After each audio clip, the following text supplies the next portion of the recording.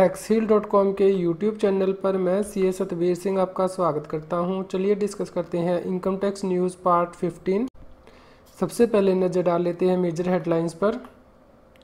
Income tax act के अंदर trust के रजिस्ट्रेशन लेने के लिए central board of direct tax ने रूल रिवाइज कर दिए हैं विद इफेक्ट फ्रॉम 19 Feb 2018। सबसे पहले हम नज़र डाल लेते हैं rule 17A income tax rules पे, यानी कि पुराना इनकम टैक्स रूल जो कि अब अमेंड कर दिया गया है। पुराना income tax rule 17A deal करता था यदि आप चैरिटेबल ट्रस्ट या रिलीजियस ट्रस्ट की इनकम टैक्स के एक्ट के अंदर रजिस्ट्रेशन करना चाहते हैं, तो यह रूल यह कहता था कि आपको फ़ोन नंबर 10A डुप्लीकेट में फ़ाइल करना था, और यदि ट्रस्ट को इंस्ट्रूमेंट के द्वारा क्रिएट किया गया है तो ओरिजिनल कॉपी इंस्ट्रूमेंट की आपको लगानी होती थी, और इसके साथ ही एक कॉपी इंस्ट्रूमेंट की इनकम टैक्स डिपार्टमेंट को देनी होती थी जब आप जीएसटी के रजिस्ट्रेशन को अप्लाई करते हैं। और यदि अदर देन इंस्ट्रूमेंट कोई ट्रस्ट क्रिएट किया गया है तो उस इंस्ट्रूमेंट की जो कॉपी है वो आपको लगानी होती थी, और यदि आप ओरिजिनल कॉपी प्रोड्यूस नहीं कर पाते हैं तो कमिश्नर ओरिजिनल कॉपी की सर्टिफाइड कॉपी भी ले सकता था। दूसरी कंडीशन यहाँ पे यह दी गई थी कि यदि ट्रस्ट या इंस्टीट्यूशंस इनकम टैक्स के अंदर रजिस्ट्रेशन करने से पहले भी एग्जिस्ट करता था तो आपको पिछले 3 सालों की जो बुक्स ऑफ अकाउंट्स हैं उनकी 2 कॉपीज़ आपको यहाँ पे लगानी थी।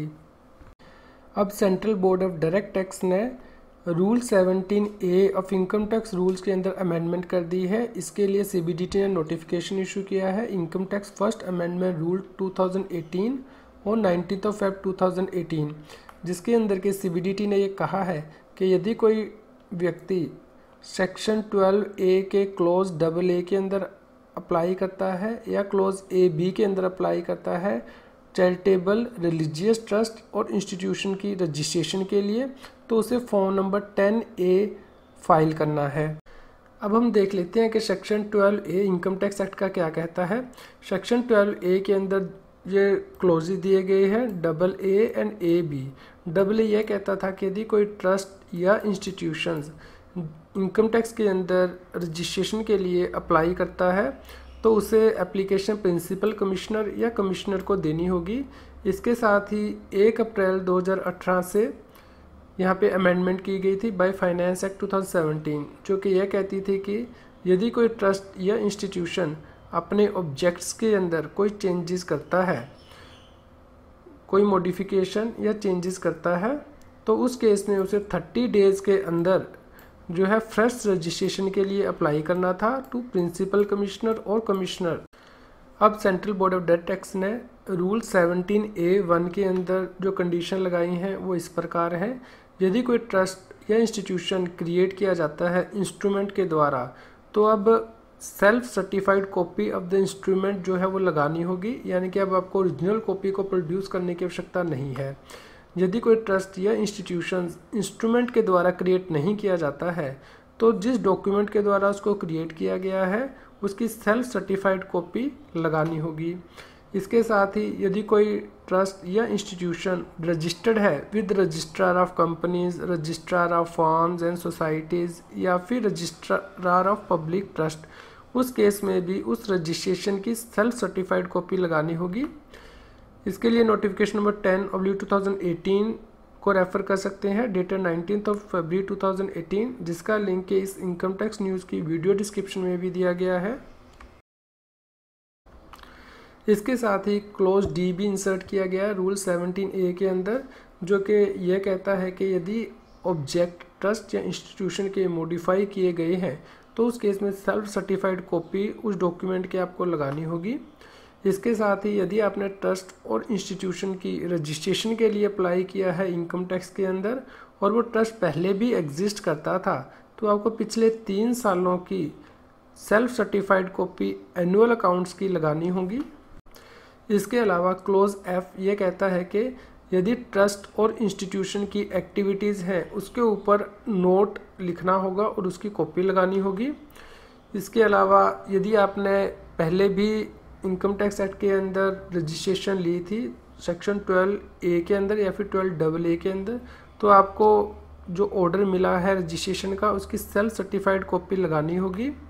इसके अलावा यदि आपने पहले भी इनकम टैक्स की रजिस्ट्रेशन के लिए अप्लाई किया था सेक्शन 12A के अंदर या 12AA के अंदर और आपकी एप्लीकेशन को रिजेक्ट कर दिया गया था, तो जो रिजेक्शन ऑर्डर है उसकी सेल्फ सर्टिफाइड कॉपी आपको लगानी होगी।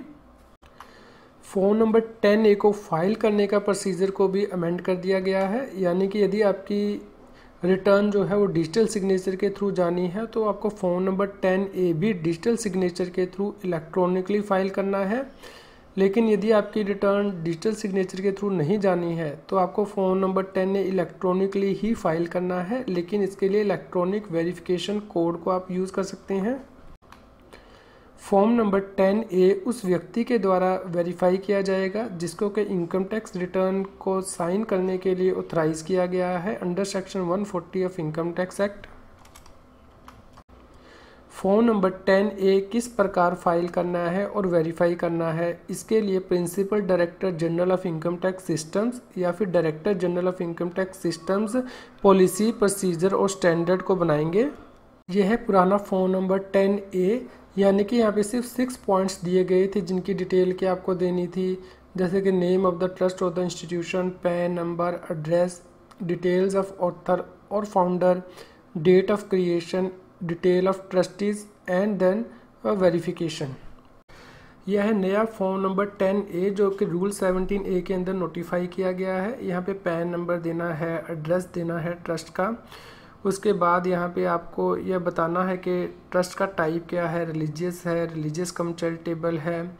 उसके बाद आपको मोबाइल नंबर देने हैं, मैनेजिंग ट्रस्टीज़ के ईमेल आईडीज़ देने हैं, लीगल स्टेटस बताना है। उसके बाद आपको ऑथर और फाउंडर की डिटेल यहाँ पे देनी है ट्रस्ट के केस में। उसके बाद आपको ट्रस्टीज़ और ऑफिस बियरर डायरेक्टर्स की डिटेल यहाँ पे देनी है including there pan number and Aadhaar number. उसके बाद आप किस पर्पस से ट्रस्ट को क्रिएट करना चाहते हैं वो स्पेसिफाई करना है। उसके बाद आपको ये बताना है कि क्या सेक्शन 12A के अंदर आपने रजिस्ट्रेशन ली है। उसके बाद यदि आपकी एग्जिस्टिंग रजिस्ट्रेशन है तो उसकी आपको यहाँ पे डिटेल देनी है। उसके बाद आपने यदि ऑब्जेक्ट्स के अंदर कोई मॉडिफिकेशन किया है तो उसको आपको बताना है। क्या ट्रस्ट इरेवोकेबल है उसके बारे में आपको बताना है। क्या आपकी जो रजिस्ट्रेशन थी पास्ट में वो रिजेक्ट की गई है, यदि यस तो आपको उसके बारे में यहाँ पे बताना है। ऑर्डर नंबर एंड डेट देनी है।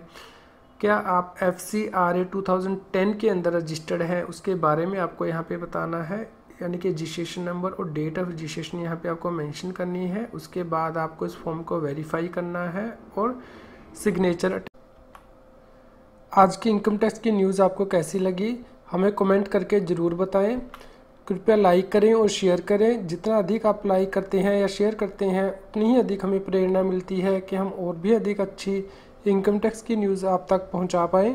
इनकम टैक्स एक्ट पर नई बुक्स मार्केट में रिलीज़ कर दी गई हैं as amended by finance act 2017, income computation and disclosure standard, income tax rules by Taxmann, income tax act as amended by finance act 2017 and direct tax ready reckoner by doctor Vinod K Singhania for assessment year 2017-18 and 2018-19 40th addition.